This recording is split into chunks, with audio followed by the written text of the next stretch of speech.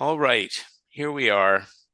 Hubert, thank you for joining me on our very first Meet Me, which is a video series we're doing for 15, 20 minutes, half an hour, talking to our amazing members. As of today, we are at 220 or so members. So thank you for joining me. And at the very first, from the outgate, how do we know each other, and what's your connection to me and AI? I go back to a situation that I should basically call serendipity, because at a time when I was absolutely excited and deep into customer experience, I remember one of our mutual friends bringing me over to come and meet with you when you were at the Canadian Marketing Association, Oh, that's right. We and did um, we did meet in on King on University. Yes. and I was very keen that customer experience design form a part of the CM program.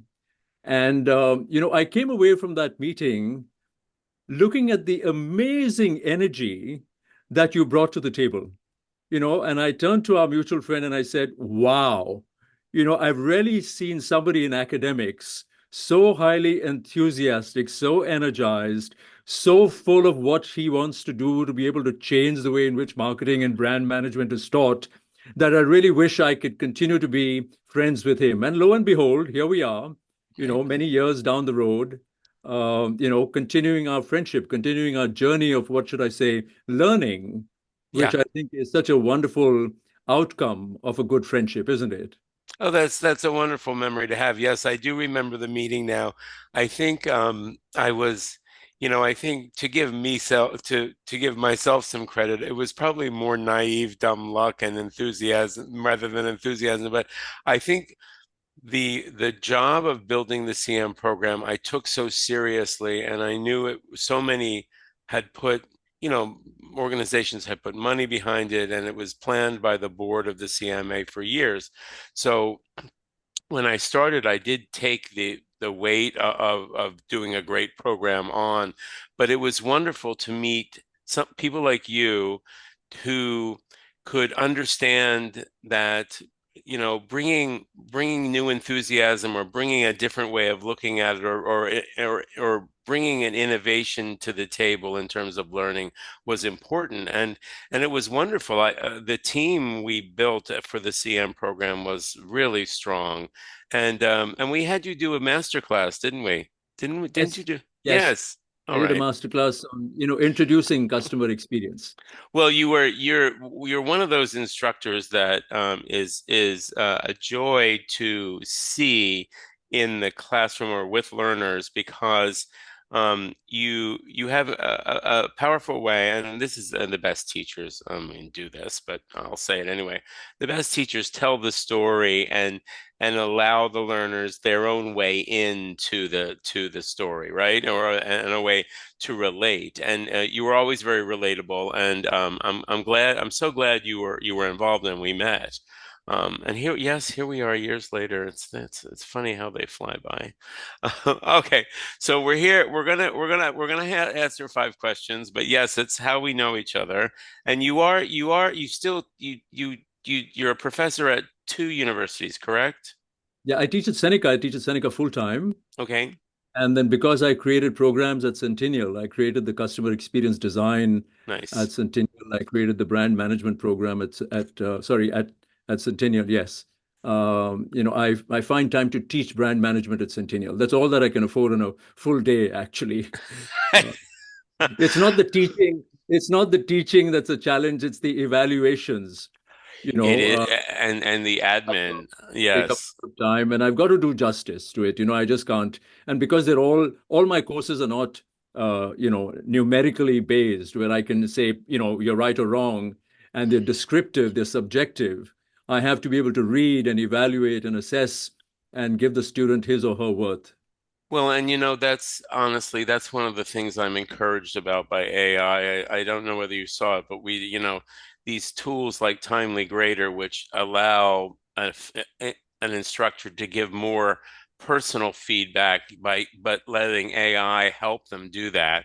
I'm very positive about AI in education, but because I think it will put the focus on the human side of things and helpful and hope to take the admin and the tedium away from folks that I mean some of I didn't realize this, but I mean I did know it that some undergraduate courses have 200 or 300 students in some of their lectures or their English courses or their composition courses, and the idea of grading them and giving them actual feedback on those is kind of daunting. That's Uh, 1,500. That's what my daughter said on the first day of university. wow. And she said when I looked at the stage, the professor looked like somebody out of Lilliput land. I I couldn't even fathom what he looked like, and the screens didn't sort of present him very well. And Yes. 1,500, right? So most of them were lost on their phones, and at the Yeah. end of it, it's quite frightening for someone who wants to have that teacher-student interface. Yeah. And then you ultimately land up with a teaching assistant. Yes, of course. When I did teach at U of T on campus, I remember at Oise it wasn't 1,500, but the lecture hall sat 750, and I remember watching them gush out of the class and thinking, Yes, yes, I'm yes. glad mine was only 30. Okay, so we'll get started with the fun question, which is the second one. What is the best sandwich? My wife prepares it, Stephen. That's It's a combination of roast chicken, mayo, pesto, black olives, and sun-dried ooh, tomatoes. ooh, Oh, that's absolutely divine. yes, no, that sounds delicious. What do I tell her? I call her up and said, "This is manna from the gods." Yes, no, that's an exception, and also you really pushed it over the limit with the pesto and the sun-dried tomatoes because that's a very savory and delicious combo. Well, look at you, you've won there. I just baked a loaf of bread this morning, so Oh, wow. Wonderful.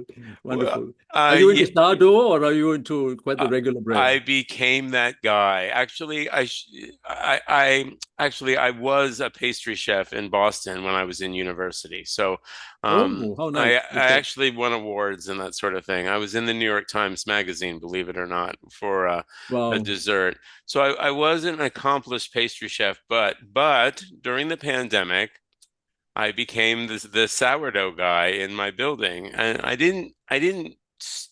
I always have baked bread. I love baking bread, but when like many people during the pandemic, I got serious in the lockdown, and the bread's pretty good now. And I've give it away. I live in a 50-story building, so I give it to neighbors for free, and I've become the guy in the elevator. Aren't you the bread guy? So it's an easy it's an easy way to gain popularity because nothing beats a What a nice. wonderful prayer. What a wonderful prayer to begin the day with. Give us this daily bread, Stephen. Yes, yes.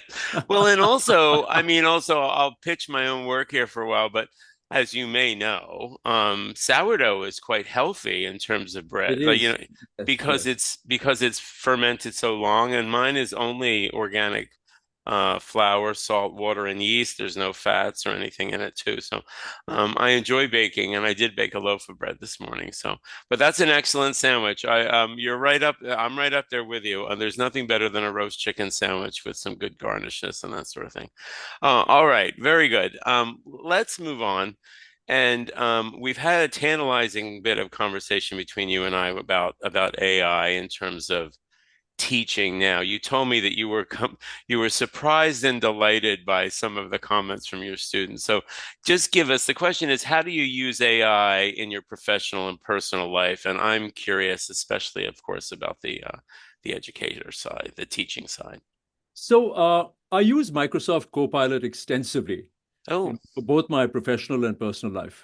And Copilot is based on the latest OpenAI models, including ChatGPT 4 and DALL-E 3.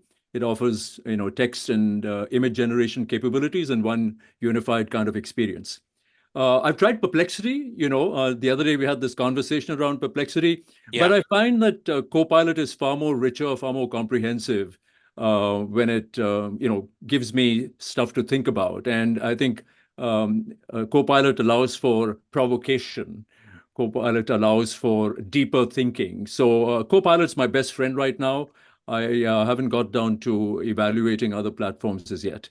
Uh, How so? And do you use it? So again, I haven't used it per se, but it rides kind of in a window on the right hand side. Does it? Do you use it while you're using Word and Excel? Is that how it's functionally used? no, it's not a right-hand side or a left-aligned kind of a structure. It's right center of page. Okay. So you go down to Bing.ai to Bing.com and you get onto the icon of Microsoft Copilot, and it opens up and says, "Ask me questions." Wow. So, and the entire page is dedicated to your question and to its response, and to further questions that Copilot might ask you to ask it. Right. So it's a continued conversation. So as a teacher, I ask Copilot questions that would typically require some critical thinking. For Right. example, I would ask Copilot, apply Porter's five forces model to Aritzia, the clothing brand. Gotcha. What would Aritzia need to do to sustain competitive advantage? Wow. Okay, and it comes up with some phenomenal inputs that I need to add my own teacher and human dimension to. Right. And then I take it into the classroom. Yeah. I would also upload a case study, for example, and provide Copilot with assessment guidelines and ask it to prepare a rubric. Yeah. Yeah. Wonderful. How best can I evaluate my student? In fact, I've given some of my students the freedom to use ChatGPT in the classroom with a caveat. And I said, be aware of hallucinations. Don't do a Right. copy paste and send it to me Right. because I'm going to question you on whatever you write. Right. So I think this combination of freedom and discipline has allowed students to appreciate that artificial intelligence or ChatGPT can be used to enhance their capacity to learn. But what is important, Stephen, in this exercise that I'm going through in terms of this learning experiences, is that I believe that the quality of responses really depends on the prompt that I give Yeah. ChatGPT. They call it prompt engineering. Yep. So even with a single answer that I would receive, or a response that I would receive, I would keep refining my prompts. Yeah. Probably I would go through the iteration twice or thrice Yep. until I find that I'm reasonably happy with the final output that I've got. I And know you're talking about how do I use AI for my personal life. And one of the most fascinating things I've done, particularly to tease Copilot, is to say, here are the ingredients that I have, come yeah. up with a recipe. Yes. And almost always, it's an absolute delight. And I've tried them, never have I failed. Isn't that cool though, really? Absolutely. You sometimes wonder, how do I cook this? I wonder if I have all the ingredients. Or the recipe says you need ingredient A to Z. I have only ingredient A to D. Can I do something with it? Right, And, right. and Copilot's my best co-chef. Fascinating. I didn't realize Copilot worked that well in that regard, but I will tell you I was in Florida over Christmas. And it must have been when the ChatGPT mobile app came out for the first time, because I remember torturing my father as we drove around Florida talking to it. And it was fascinating. It wasn't torture, it was amazing. He was astounded, as you can imagine, an 87-year-old man. And this robotic voice just spitting out, because we asked it about where we grew up and all, just things that he would be interested in. But I did, to your point, I'm rambling now, but to your point, I took a picture of his fridge ingredients. I just opened up the double fridge and I took a picture just as a test. You know me, I'm always testing these applications.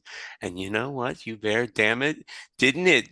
Didn't it suggest a couple recipes just from his this rather random shot of what was in his fridge?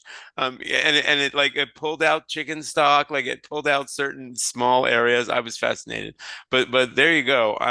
I shouldn't say this, but I have I have occasionally used it as a rather cheap and cheerful psychotherapist. Oh, And really? How nice. and Okay. well, and it's a, I mean, I'm not an idiot enough to know to think that it is a psychotherapist, but at the same time, it if you, again, prompt engineering, if you kind of transparent and open and give it enough context, the feedback was surprisingly good, or at least balanced and not dangerous compared to what you might find on a random cable TV show.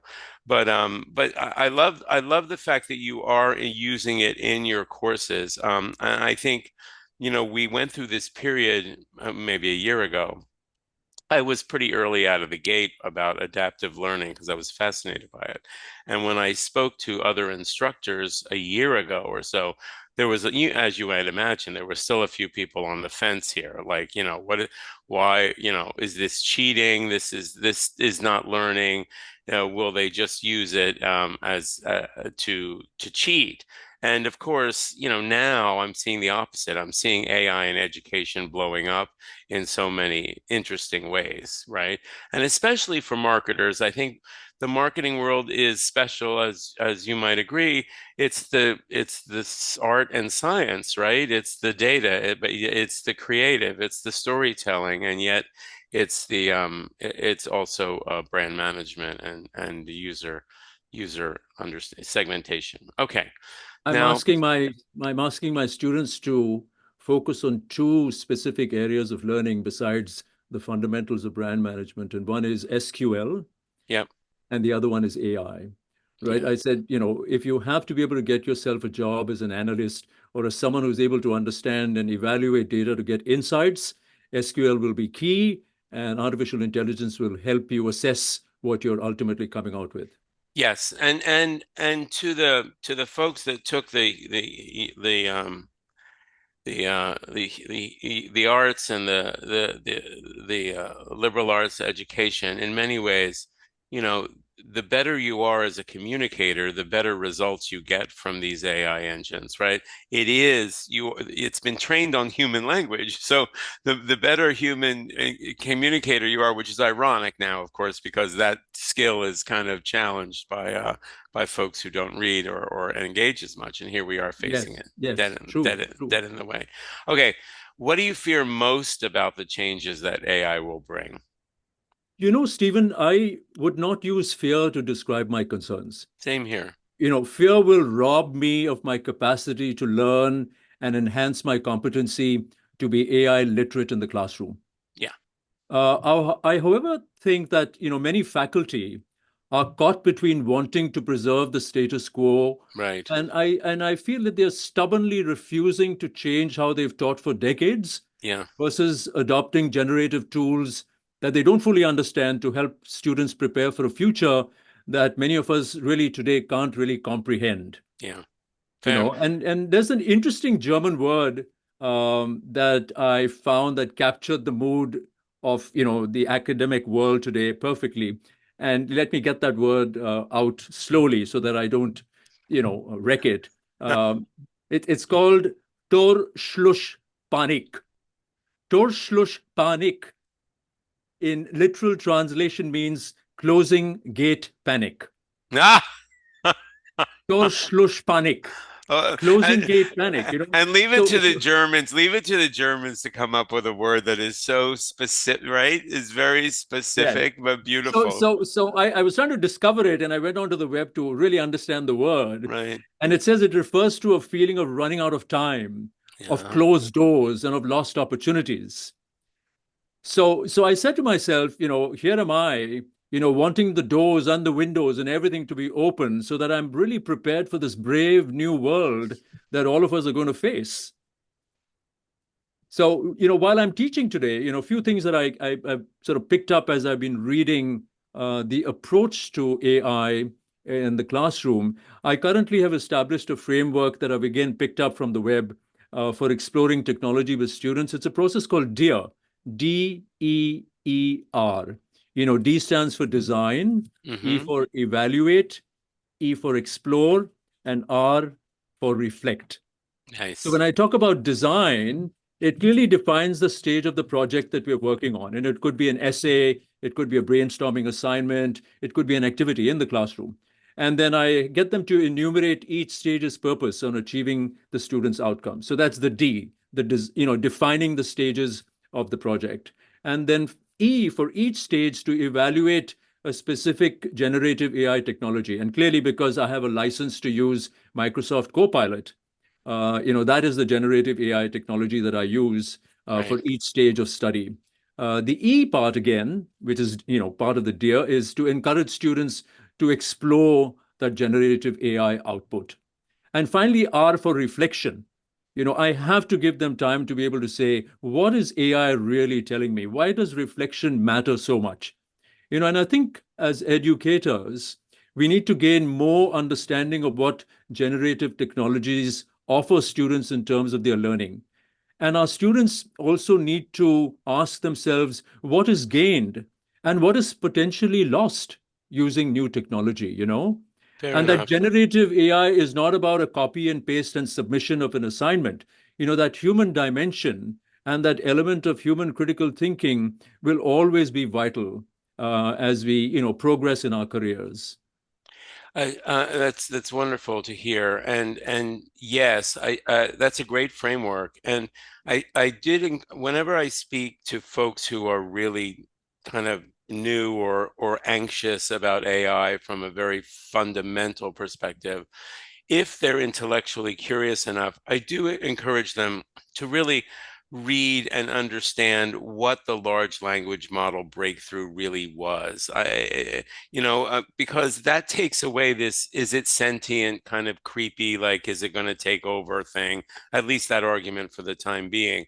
And especially students, because if you do read academically just below the surface, I mean, not even that much, there are micro courses at Google which kind of explain the LLMs in terms of how they were trained and what the breakthroughs were and how the transformer decoder encoder where the set when you understand that, look, we trained these models on all human text, right? So they not only did the machines read the text, but then they vectorized it. And what did that mean is, they took a 30-word sentence from Chaucer that none of us can really understand without footnotes anyway. And then the large language models start to extrapolate and put them together and understand how to generate based on that. So once that kind of mystery is over, then it becomes like your student said, reflect on it, interact with the engine, interact with the models, see what it spits back at you, and then figure out your personal spin on it. And I think that's a great way to learn. Also, to get in there and start using it for in many ways. I'm working on one of the things we're going to develop is a primer course on image generation. Do you use DALL-E 3 very often in your work? No, I've shown it as an example in the classroom, but creativity really for me in my courses that I teach really comes in through writing Yeah, and not through a display of pictures. So and I must hasten to add that as I introduce AI to my students, and most of them are looking at it for the first time, I call it assisted intelligence. You yeah, know, and I say, hey, it's like having someone by your side because I can't be by your side all the time right. to be able to give you a broader, deeper dimension of what you're learning. So question and ask. And this is typically what you would do if I was by your side 24/7. Right. Since you can't have me, you need someone to assist you in learning. And I think this terminology of assisted intelligence is being absorbed by students as a friend by my side Yeah. more than technology that's going to do what I'm pretty lazy to do myself. Right. And also exactly. And also that means the onus is still on the student or the learner to actually do something with it. Yes. Um, the image generation and the text to image and text to video space is so fascinating. The Even in the last month or so, the breakthroughs on Mid-Journey have been fascinating for me to watch. So, and then it is, again, I bring it up just because it's very important in the marketing world, obviously, right, for the images. All right, final question. What do you hope AI can improve our lives with in the near future? Well, that's a profound question. Probably would take me the whole day to go through all the wonderful things. And probably some of the things we need to be concerned about as AI continues to form a part of our lives. But I believe AI will bring in inspiring possibilities to humankind.